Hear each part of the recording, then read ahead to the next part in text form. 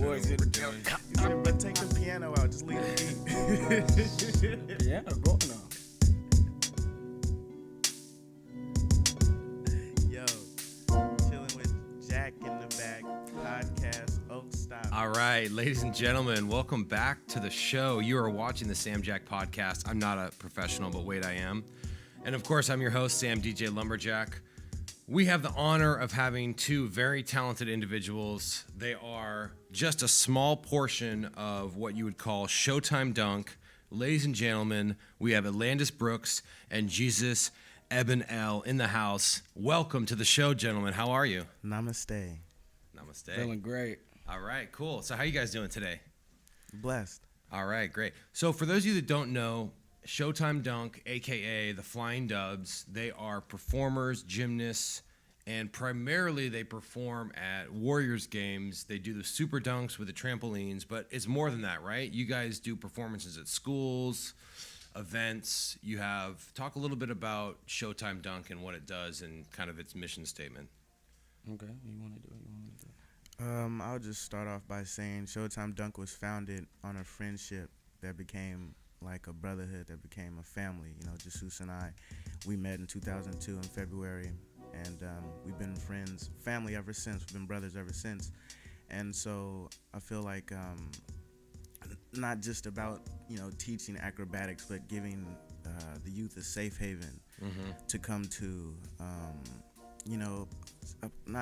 it's a place of structure where different age groups and different races come together and we all bond and share.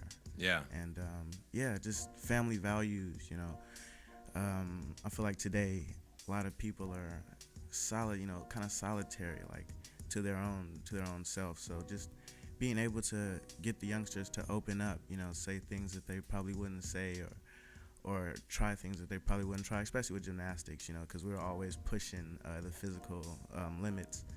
But yeah, just family-oriented organization. Yeah, do you have anything to say on the matter? I mean, how do you feel about Showtime Dunk? I mean, I know it's, something you live and breathe by, so. Well, Elandis, he pretty much captured everything that I was thinking.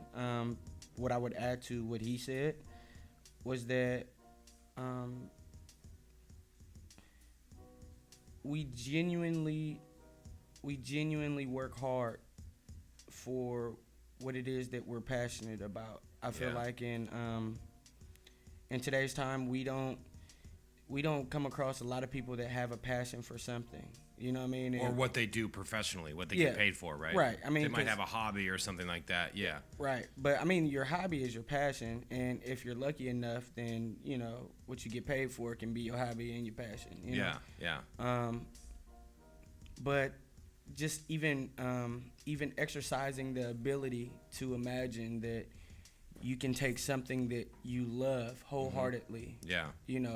And it doesn't have to necessarily just be one thing. What I like about Showtime Dunk is that it's filled with a bunch of different talented people.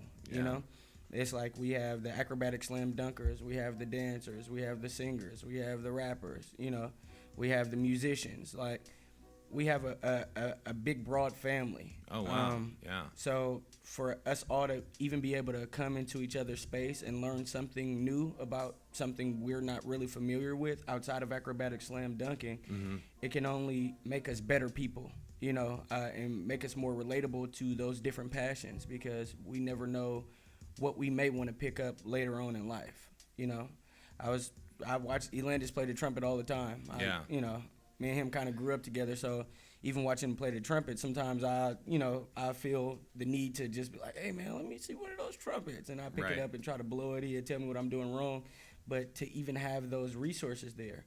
So I say all that to say, when we work with the young kids or, the young adults, it's about giving them a bunch of different outlets. Whatever you're into, whatever you don't know if you're into it yet. Like, I ask a lot of young men here in Oakland, and sometimes I just walk down the street and just have full-blown conversations with older people, younger people, and I ask them, like, what is it that you're passionate about, and what is it that you once were passionate about, or are you passionate about anything? Yeah. And if not, that's okay. Right. Because every day that you wake up, that's another opportunity to live, change it, transform your life, and find a passion about something. Yeah.